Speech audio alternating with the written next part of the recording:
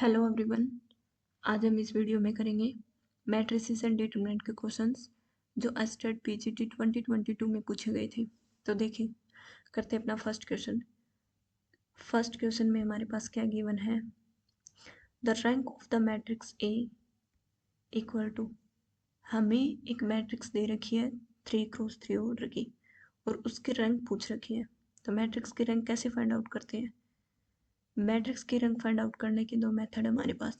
First method तो होता है, अगर किसी भी मैट्रिक्स का डिटरमिनेंट नॉन जीरो है तो वो मैट्रिक्स फुल रैंक मैट्रिक्स होती है। अगर ए हमारे पास स्क्वायर मैट्रिक्स है एन ऑर्डर की और डिटरमिनेंट ऑफ ए है वो नॉन जीरो हुआ, तो उस केस में रैंक ऑफ मैट्रिक्स हो जाएगी एन। तो सबसे पहले इस मैट्रिक्स की हम डिटरमिनेंट चेक करते हैं, क्या डिटरमिनेंट नॉन जीरो है इसका। तो सबसे पहले अगर इसका डिटरमिनेंट चेक किया तो फर्स्ट रो के अलोंग एक्सपेंड करके इसका डिटरमिनेंट फाइंड आउट करते हैं। फर्स्ट रो के अलोंग एक्सपेंड किया तो 1 एज इट इज और first row and first column को एलिमिनेट किया, डिटरमिनेंट 5 6 1 2, तो आ गया 1 डिटरमिनेंट ऑफ 5 6 1 2। फिर -2 और फिर first row and second column को हम एलिमिनेट कर देंगे, तो हमारे पास बचेगा 4 2 6 2 और इसका डिटरमिनेंट निकालेंगे 4 6 2 2। तो अब हमारे पास 3 है, इसके साथ प्लस साइन आएगा बार और इसके लिए first row and third column को एलिमिनेट कर देंगे। First row and third column को एलिमिनेट करने के बाद बचेगा 4 5 2 1, तो यह आ जाएगा 4 5 2 1। अब इसको सोल्व करते हैं, तो सोल्व करने के डिटरमिनेंट कैसे फाइंड आउट करेंगे, 5 2 जा इन दोनों की मल्टीप्लाई, 5 2 जा 10 और 6 और 1 की मल्टीप्लाई, 6 1 जा 6, तो 10 -6, फिर -2 और 4 2 जा 8 -6 2 जा 12 +3 4 1 जा 4 -5 2 जा 10। तो इसको सोल्व करते हैं, 10 में से 6 का 4 आ गया हमारे पास, -2 है और अंदर 8 -12, तो 8 में से 12 जाएगा -4, तो -4 +3 4 में से 4 और -10 है तो सोल्व करेंगे -6, ये आ जाएगा हमारे पास 4 और -2 और -4 की मल्टीप्लाई +8 और 6 और 3 की मल्टीप्लाई 18 और साथ है प्लस और माइनस साइन की मल्टीप्लाई -6, तो 4 और 8 को ऐड करेंगे +12 -18, तो 12 में से 18 जाएगा -6, तो -6 इसका डिटरमिनेंट आ गया, नॉन जीरो आ गया डिटरमिनेंट। अगर डिटरमिनेंट नॉन जीरो है तो रैंक होगी मैट्रिक्स की जितना उसका ऑर्डर है, तो ऑर्डर है मैट्रिक्स का 3, तो इसलिए रैंक हो जाएगी मैट्रिक्स की 3। दूसरा मेथड होता है कि मैट्रिक्स को हम रो एक्लन फॉर्म में रिड्यूस कर लें, रो एक्लन फॉर्म में रिड्यूस कर लें और फिर उस फॉर्म के अंदर मैट्रिक्स में जितनी भी नॉन जीरो रोज होंगी उसके इक्वल मैट्रिक्स की रैंक हो जाएगी। अब ये रो एक्लन फॉर्म होती क्या है, तो रो एक्लन फॉर्म में रिड्यूस करने से पहले हम देखेंगे 3 मेन जो एलिमेंट्री ऑपरेशन होते हैं, 3 एलिमेंट्री रो ऑपरेशन होते हैं, इनको यूज करके किसी भी मैट्रिक्स को हम रो एक्लन फॉर्म में रिड्यूस करते हैं। पहले तो एलिमेंट्री ऑपरेशन देखते हैं कि 3 एलिमेंट्री ऑपरेशन कौन कौन से हैं। पहला एलिमेंट्री ऑपरेशन है हमारे पास कि किसी भी रो को आपस में इंटरचेंज कर दें, किन्हीं दो रोज को इंटरचेंज कर दिया, आर आई की जगह आर जे को लेंगे, आर जे को आर आई की जगह, ठीक है। सेकंड होता है हमारे पास कि किसी भी रो को किसी भी रो आर आई के अंदर किसी दूसरी रो आर जे का स्केलर मल्टीपल ऐड कर देना, मतलब आर आई को चेंज कर दिया, आर आई प्लस के टाइम्स ऑफ आर जे। और थर्ड एलिमेंट्री ऑपरेशन होता है हमारे पास कि किसी भी रो को किसी स्केलर से मल्टीप्लाई कर देना और वो स्केलर नॉन जीरो होना चाहिए, जीरो नहीं होना चाहिए, ठीक है। तो ये होते हैं हमारे पास 3 एलिमेंट्री रो ऑपरेशन। अब इन 3 एलिमेंट्री रो ऑपरेशन को यूज करके मैट्रिक्स को रो एक्लन फॉर्म में रिड्यूस करेंगे। रो एक्लन फॉर्म का मतलब होता है कि जिस भी मैट्रिक्स के अंदर जो सबसे ज्यादा जीरोज होंगे ना, जिस मैट्रिक्स में जिस रो में सबसे ज्यादा जीरोज होंगे वो सबसे नीचे लिखी हुई मिलेगी, और रो के अंदर फर्स्ट नॉन जीरो एंट्री जो होगी ना उसके कोरस्पॉन्डिंग जो कॉलम बनता है, तो उस नॉन जीरो एंट्रीज के नीचे उस कॉलम में सारी एंट्रीज जीरो होंगी। तो इस टाइप की जो मैट्रिक्स बनेगी उसको बोलते हैं row echelon form of a matrix. चलो इस मैट्रिक्स की रो एक्लन फॉर्म देखते हैं। तो इसके अंदर क्या क्या, ये हमें गिवन मैट्रिक्स है। पहले एलिमेंट्री रो ऑपरेशन लगाते थे, हमने क्या क्या, पहले तो जो रो थर्ड है उस रो थर्ड को चेंज किया, किसमें, रो 3 में से 2 टाइम्स ऑफ रो 1 माइनस कर दिया, रो 1 की 2 से मल्टीप्लाई की और इसमें से माइनस किया, तो जैसे जब इसके 2 से मल्टीप्लाई करते 1 की 2 से मल्टीप्लाई की और 2 - 2 किया 0, तो ये एंट्री आ गई 0। फिर हमने किया इसका ट्वाइस 4 और 1 में से 4 माइनस किया तो आ गया हमारे पास -3। ऐसे 2 में से इसका ट्वाइस करके माइनस करेंगे तो 3 का ट्वाइस 6 और 6 2 में से माइनस किया तो आ गया हमारे पास -4। सिमिलरली इसी के साथ एक ऑपरेशन और लगा रखा है, सेकंड रो में से फर्स्ट रो का 4 टाइम्स माइनस करना है, तो सेकंड रो में से फर्स्ट रो का 4 टाइम्स, तो 1 को 4 से मल्टीप्लाई किया 4 माइनस 4 0, और 4 का 2 से मल्टीप्लाई की 8, और 5 माइनस 8 माइनस 3, और 3 की 4 से मल्टीप्लाई की 12, और 6 माइनस 12 माइनस 6। तो ये आगे इसकी सेकंड रो चेंज हो गई। अब क्या करना है हमें, थर्ड रो में से सेकंड रो को माइनस करना है, तो 0 में से 0 माइनस करेंगे 0 ही आना है, और -3, और -3 में से -3 माइनस करेंगे तो माइनस माइनस +3, तो 3 -3 और +3 है तो कैंसिल होके 0, तो ये आ गया 0, और -4 और माइनस ऑफ -6 मतलब -4 + 6, तो 6 में से 4 जाएगा 2 हमारे पास। ये आ गया मैट्रिक्स। अब देखो जिस भी रो के अंदर सबसे ज्यादा जीरो तो वो सबसे नीचे लिखी हुई है हमारे पास, ठीक है। और इस रो में फर्स्ट नॉन जीरो एंट्री 1 है, तो उसके नीचे इस कॉलम में सारी एंट्री जीरोज हैं। सेकंड रो में -3 फर्स्ट नॉन जीरो एंट्रीज है, तो उसके नीचे इस कॉलम में सारी एंट्री जीरोज हैं, और इसके नीचे कोई रो है ही नहीं। तो ये हमारे पास क्या आ गई, रो एक्लन फॉर्म आ गई। इसके अंदर नंबर ऑफ नॉन जीरो रोज कितनी है, 3, इसलिए रैंक कितनी हो जाएगी मैट्रिक्स की, 3। तो इसका आंसर हो जाएगा हमारे पास फर्स्ट ऑप्शन, रैंक हो जाएगी इस मैट्रिक्स की 3। नेक्स्ट क्वेश्चन देखते हैं। नेक्स्ट क्वेश्चन में हमें क्या पूछ रखा है, इसमें inverse of the matrix will not exist when A is equal to, एक मैट्रिक्स डिफाइन करके दे रखी है, और इस मैट्रिक्स के अंदर एक एंट्री एक अननोन है, ए से रिप्रेजेंट कर रखा है, जिसको हमें इस अननोन की वैल्यू फाइंड आउट करनी है, जिसके लिए इस मैट्रिक्स का इनवर्स एग्जिस्ट ना करे। किसी भी मैट्रिक्स का इनवर्स एग्जिस्ट ना करने का मतलब होता है कि उस मैट्रिक्स का डिटरमिनेंट 0 आ जाए, मतलब वो मैट्रिक्स सिंगुलर मैट्रिक्स हो। तो इस मैट्रिक्स का डिटरमिनेंट 0 के इक्वल पुट कर देंगे। तो इस मैट्रिक्स का डिटरमिनेंट निकालते हैं। इस मैट्रिक्स का डिटरमिनेंट 0 के इक्वल पुट किया, हमने इसको फर्स्ट रो के अलोंग एक्सपेंड करके डिटरमिनेंट फाइंड आउट किया है। तो फर्स्ट एंट्री 1, और फर्स्ट एंट्री ली तो हमारे पास first row and first column को एलिमिनेट करेंगे, बचा गया 2 5 1 1, तो इसका डिटरमिनेंट। फिर -a, first row and first second column को एलिमिनेट करेंगे, बचा गया 1 2 5 1, तो ये आ जाएगा 1 2 5 1। फिर 2, और ये फर्स्ट रो थर्ड कॉलम का एलिमिनेट किया, ये आया हमारे पास 1 2 2 1, तो इसका डिटरमिनेंट इक्वल टू है 0 हमारे पास, क्योंकि इनवर्स एग्जिस्ट नहीं कर रहा इसलिए डिटरमिनेंट 0।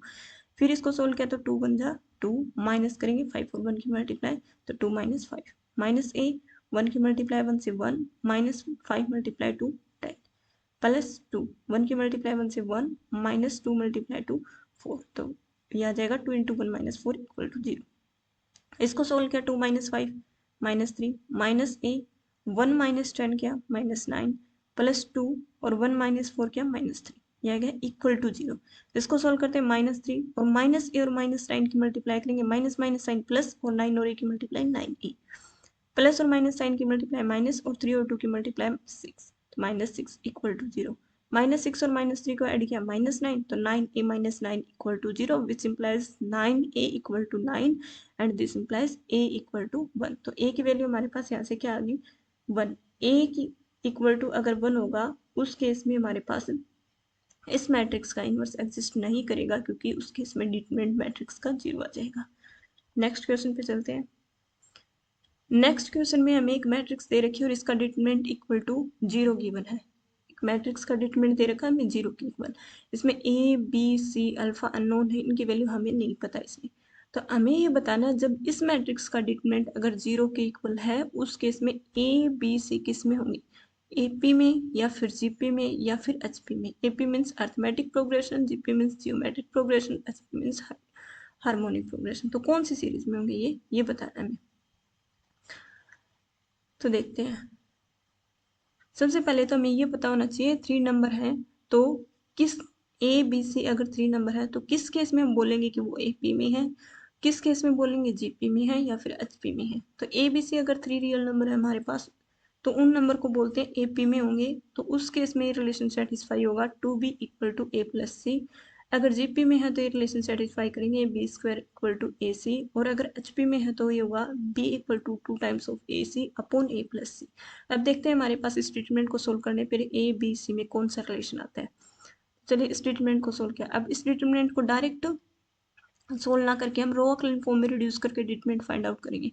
पहले रो ऑक्लन फॉर्म में इस टाइप से मैट्रिक्स के अंदर ये जो एलिमेंट्री रो ऑपरेशन अप्लाई करके हम क्या करते हैं, मैट्रिक्स को ट्रायंगुलर फॉर्म में रिड्यूस कर लेते हैं। अगर मैट्रिक्स ट्रायंगुलर फॉर्म में रिड्यूस हो जाती है ना, तो उस केस में क्या होता है, डिटरमिनेंट फाइंड आउट करना इजी होता है। या फिर क्या बनता है, कोई भी एक रो के अंदर ज़्यादा से ज़्यादा जितनी एंट्रीज हो उसकी उतनी जीरो बना दी जाए। तो अगर उस मैट्रिक्स के अंदर एंट्री जीरो बना देंगे तो डिटरमिनेंट फाइंड आउट करना ईजी हो जाता है। इसलिए सबसे पहले एलिमेंट्री रो ऑपरेशन अप्लाई करने की कोशिश करते हैं। तो चलो करते हैं इसके अंदर। पहले हमने क्या किया, रो 3 R3 में से क्या किया, माइनस किया हमने alpha times of R1 plus R2। First row को अल्फा से मल्टीप्लाई करके उसमें सेकंड रो ऐड करके और वो थर्ड रो में से माइनस किया हमने। तो जब हम फर्स्ट रो को अल्फा से मल्टीप्लाई करेंगे तो क्या बनेगा, अल्फा ए, फिर सेकंड रो की इसमें ऐड करेंगे बी, तो क्या बना, अल्फा ए प्लस बी, और वो माइनस करते हैं अल्फा ए प्लस बी में से, तो क्या होगा, सेम में से सेम क्वांटिटी माइनस होगी तो जीरो आ जाएगा, तो आगे जीरो हमारे पास। सिमिलरली अल्फा बी प्लस सी, और अल्फा बी प्लस सी नीचे है तो माइनस किया तो क्या आ गया, जीरो। जब इसके अल्फा से मल्टीप्लाई करते हैं तो ये बनेगा A alpha square plus B alpha. तो जब जीरो में से माइनस करेंगे तो क्या आएगा, minus A alpha square minus B alpha, और फिर plus B alpha plus C था और बार माइनस साइन है तो क्या आ जाएगा, माइनस बी अल्फा माइनस सी। तो आ जाएगा हमारे पास इक्वल टू डिटरमिनेंट, क्योंकि गिवन है क्वेश्चन में ये डिटरमिनेंट इक्वल टू जीरो, तो डिटरमिनेंट इक्वल टू है जीरो हमारे पास। तो आ जाएगा, इसको सोल्व करते हैं। अब देखो इसके अंदर हमारे पास ट्रायंगुलर मैट्रिक्स तो नहीं बनी, बट इसके अंदर क्या आ गया हमारे पास, ये जो थर्ड रो है इसमें दो एंट्री जीरो आ चुकी हैं। अब इसका डिटरमिनेंट निकालना बिल्कुल इजी हो गया। तो थर्ड रो के अलोंग एक्सपेंड कर देते हैं हम। थर्ड रो के अलोंग एक्सपेंड किया तो फर्स्ट और सेकंड एंट्री को तो देखना ही नहीं, थर्ड एंट्री को रखो ऐसे ही, और थर्ड रो और थर्ड कॉलम को एलिमिनेट किया तो हमारे पास क्या आ जाएगा, ये एंट्री और साथ में इसका डिटरमिनेंट, तो A C minus B square. तो आ गया हमारे पास A C minus B square equal to zero. अब जब दो रियल नंबर की प्रोडक्ट जीरो है, देन इधर दिस इक्वल टू जीरो और दिस इक्वल टू जीरो, फिर बोथ इक्वल टू जीरो। जब हम ये इक्वल टू जीरो कर दिया और फिर ये इक्वल टू जीरो, तो सब पहले वाले को जब सोल्व करते हैं तो हमारे पास ए बी सी के अंदर रिलेशन आ गया ए C equal to B square, तो इसको सोल्व करने की जरूरत है नहीं। तो यहाँ गया हमारे पास A C equal to B square. ये रिलेशन इसमें से देखो कौन से सीरीज को बताना है, A C equal to B square means geometric progression. तो ये ए बी सी को किसके अंदर है, जीपी के अंदर है। तो हमारे पास आंसर हो जाएगा इसका सेकंड ऑप्शन। नेक्स्ट क्वेश्चन है हमारे पास, ये बोल रखा है every square matrix can be expressed as the sum of two symmetric matrices, two skew-symmetric matrices, a symmetric matrix and a skew-symmetric matrix. None of these. ये बोला है कि कोई भी स्क्वायर मैट्रिक्स दे रखी हो हमें तो उसको किन दो मैट्रिक्स के सम में हम एक्सप्रेस कर सकते हैं। क्या किसी दो सिमेट्रिक मैट्रिसेस के सम में एक्सप्रेस कर सकते हैं, या फिर दो स्क्यू सिमेट्रिक मैट्रिसेस, या फिर एक सिमेट्रिक और एक स्क्यू सिमेट्रिक, या फिर नन ऑफ दीज। सबसे पहले हमें पता होना चाहिए कि सिमेट्रिक मैट्रिक्स और स्क्यू सिमेट्रिक मैट्रिसेस होती क्या है। तो सिमेट्रिक मैट्रिक्स का मतलब होता है ए ट्रांसपोज। अगर ए कोई मैट्रिक्स है तो उस मैट्रिक्स का ट्रांसपोज अगर मैट्रिक्स के इक्वल आ रहा है तो इसका मतलब वो सिमेट्रिक मैट्रिक्स है। अगर उस मैट्रिक्स का ट्रांसपोज उस मैट्रिक्स के नेगेटिव के इक्वल आ रहा है इसका मतलब वो स्क्यू सिमेट्रिक मैट्रिक्स है। अब ट्रांसपोज का क्या मतलब होता है, उस मैट्रिक्स के रो और कॉलम्स को इंटरचेंज कर देना। अगर मैट्रिक्स की रो और कॉलम को इंटरचेंज करने के बाद सेम मैट्रिक्स मिलती है तो मैट्रिक्स सिमेट्रिक, और रो और कॉलम को इंटरचेंज करने के बाद अगर उसके नेगेटिव के इक्वल मिलती है तो वो स्क्यू सिमेट्रिक मैट्रिक्स। तो देखते हैं इसके अंदर किसके फॉर्म में लिखा जा सकता है किसी मैट्रिक्स को। अगर मान लिया हमने ए कोई भी अनक्रॉस एन ऑर्डर की मतलब स्क्वायर मैट्रिक्स है, तो ए को हम ऐसा लिख सकते हैं A equal to two times of A upon two, क्योंकि टू से टू कैंसिल हुआ तो एक इक्वल, तो ए को हमने इस फॉर्म में लिख दिया। अब टू ए को हम ऐसा लिख सकते हैं ए प्लस ए, और अपॉन में टू है ही। हमने क्या किया, इसके बाद ए ट्रांसपोज को ऐड किया और ए ट्रांसपोज को माइनस किया, तो A plus A transpose plus A minus A transpose, क्योंकि ए ट्रांसपोज से ए ट्रांसपोज कैंसिल तो कोई इफेक्ट तो पड़ना है नहीं, सेम क्वांटिटी ऐड की और सेम माइनस, सेम मैट्रिक्स को ऐड और माइनस सब्ट्रैक्ट किया, तो आ गया A plus A transpose plus A minus A transpose. तो ए इक्वल टू हमने क्या किया, इसको इतने पार्ट को अलग लिख लिया, A plus A transpose by two plus A minus A transpose by two, इतने पार्ट को अलग लिख लिया। अब हमने इसको रिप्लेस कर दिया बी मैट्रिक्स से, इसको रिप्लेस कर दिया सी मैट्रिक्स से, तो ए इक्वल टू आ चुका हमारे पास बी प्लस सी। अब यहाँ से ये तो साफ दिखाई दे रहा है ए है वो सम ऑफ टू मैट्रिसेस लिखा जा चुका है। अब देखेंगे बी और सी कौन सी है, क्या दोनों सिमेट्रिक है या फिर दोनों स्क्यू सिमेट्रिक है, या फिर एक सिमेट्रिक है और दूसरी स्क्यू सिमेट्रिक है। तो चेक करते हैं बी और सी को। सिमेट्रिक मैट्रिक्स के लिए हमारे पास आना चाहिए मैट्रिक्स का ट्रांसपोज उसके इक्वल, और स्क्यू सिमेट्रिक मैट्रिक्स के लिए आना चाहिए उस मैट्रिक्स का ट्रांसपोज उसके नेगेटिव इक्वल। तो यहाँ से देखते हैं बी का ट्रांसपोज ले लिया हमने, बी का ट्रांसपोज लेंगे तो बी क्या थी हमारे पास ए प्लस ए ट्रांसपोज अपॉन 2 और उसका ट्रांसपोज ले लिया। जब हमारे पास इस टाइप से कोई मैट्रिक्स हो ना, ए प्लस बी, ये ए प्लस माइनस बी, मतलब ए प्लस बी हो या फिर ए माइनस बी हो, उसका ट्रांसपोज लेते हैं तो किसके इक्वल आता है, A transpose plus minus B transpose. Plus है साइन तो प्लस का आ जाएगा, माइनस है तो माइनस का आ जाएगा, और दोनों का ट्रांसपोज। हमारे पास टू का ट्रांसपोज, टू तो कोई रियल नंबर है, इसके ट्रांसपोज का मतलब तो वो नंबर ही आएगा। अब जब इसमें लगाते हैं तो ए ट्रांसपोज प्लस ए ट्रांसपोज का ट्रांसपोज, या कि हमारे पास ए ट्रांसपोज तो सेम रहेगा, और किसी भी मैट्रिक्स के ट्रांसपोज का ट्रांसपोज करते हैं तो उस मैट्रिक्स के इक्वल आता है। तो यहाँ से आ गया A transpose plus A equal to upon two equal to B, क्योंकि ये A transpose plus A by two किसकी वैल्यू है, बी की वैल्यू है। ए ट्रांसपोज प्लस ए लिखो या फिर A plus A transpose, plus में है तो मैट्रिक्स में फर्क नहीं पड़ेगा, इक्वल टू बी। तो B transpose equal to B आ गया, इसका मतलब बी कौन सी मैट्रिक्स होगी, सिमेट्रिक मैट्रिक्स। फिर आ गया हमारे पास सी ट्रांसपोज, सी का ट्रांसपोज लेते हैं तो A minus A transpose upon two, और इसका ट्रांसपोज क्या, तो ट्रांसपोज ओपन करते हैं तो A transpose minus A transpose का ट्रांसपोज, तो यह जाएगा ए ट्रांसपोज, और ए ट्रांसपोज ऑफ ट्रांसपोज किसके इक्वल, ए के इक्वल। अब देखो इसमें से माइनस साइन बाहर ले लिया, माइनस साइन बाहर लिया तो हमारे पास क्या आ गया, plus A minus A transpose, A minus A transpose upon two, और A minus A transpose upon two किसके इक्वल था, सी के इक्वल, तो ये आ गया माइनस सी। इसका मतलब सी ट्रांसपोज किसके इक्वल आ गया, माइनस ऑफ सी के इक्वल। तो सी क्या बन गया हमारे पास, स्क्यू सिमेट्रिक मैट्रिक्स। तो ए किस किस के फॉर्म में होगा, बी सिमेट्रिक है, सी स्क्यू सिमेट्रिक है। तो every square matrix can be written as form of sum of symmetric and skew symmetric matrix. तो हर एक स्क्वायर मैट्रिक्स को सिमेट्रिक और स्क्यू सिमेट्रिक मैट्रिक्स के फॉर्म में, सम के फॉर्म में लिखा जा सकता है। Thanks for watching.